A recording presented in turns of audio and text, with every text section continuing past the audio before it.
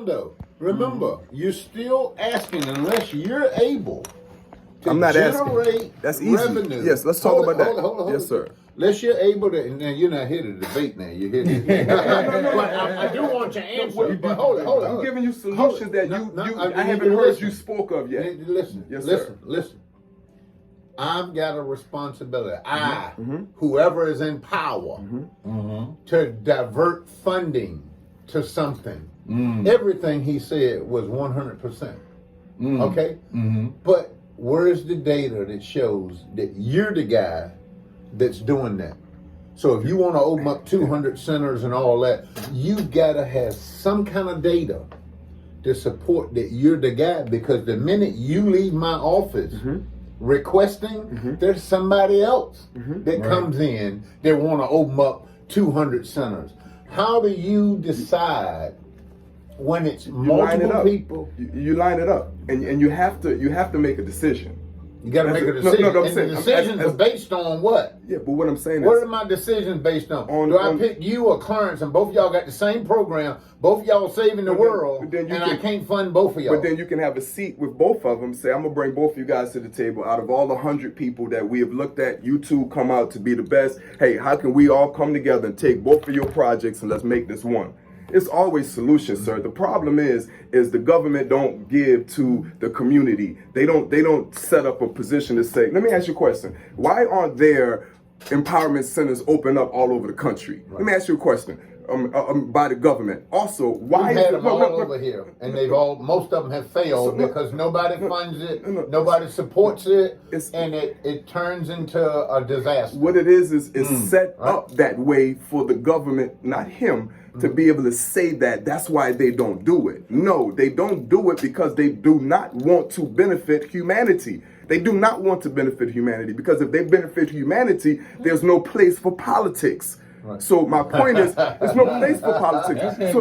So my point is this. My one point is this. It's very easy. It's very simple, man. It's not hard, because my mother, what she did is all the mayors, they always supported my mom, because you know what I learned about politicians is either if you're not an influence that can influence them out of office or into office, you don't show value to them. That's right. Now, when you can actually influence them and move them, now they're going to pay attention to where you're coming from. Right. And the number one thing my mom did is say, where can we show that we care about humanity? Where is it? Let's drive around the county. Right. Where is it? Right.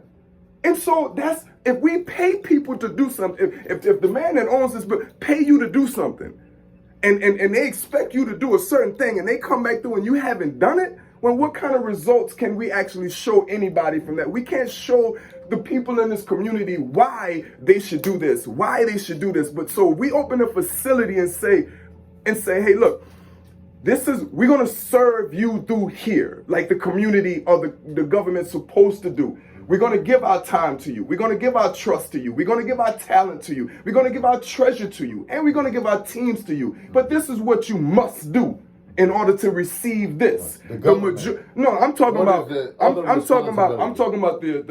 leadership of wherever the money is coming from. Because we deal with a lot of investors, and we invest as well. So we want to know exactly, okay, just like you're saying, what are we doing with it? What's the results from there?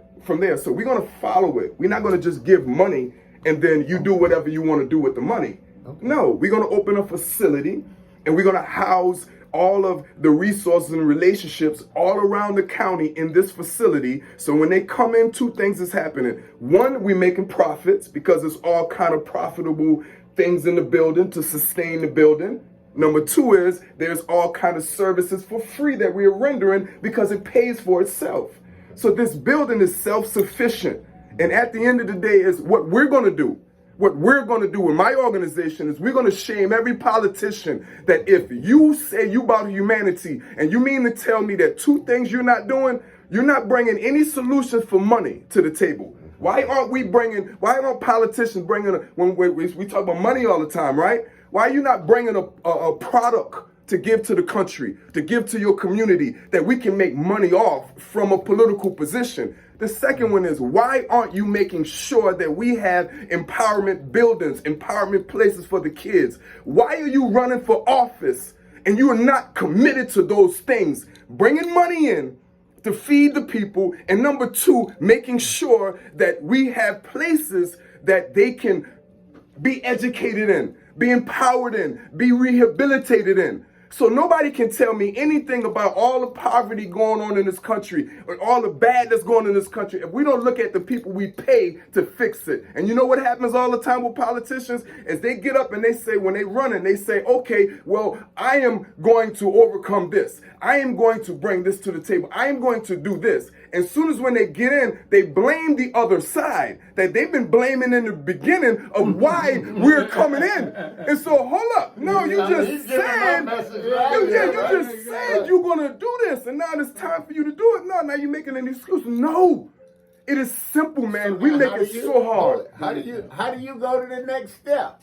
Easy. Hold on. Yes, sir. You got to listen. You're not listening.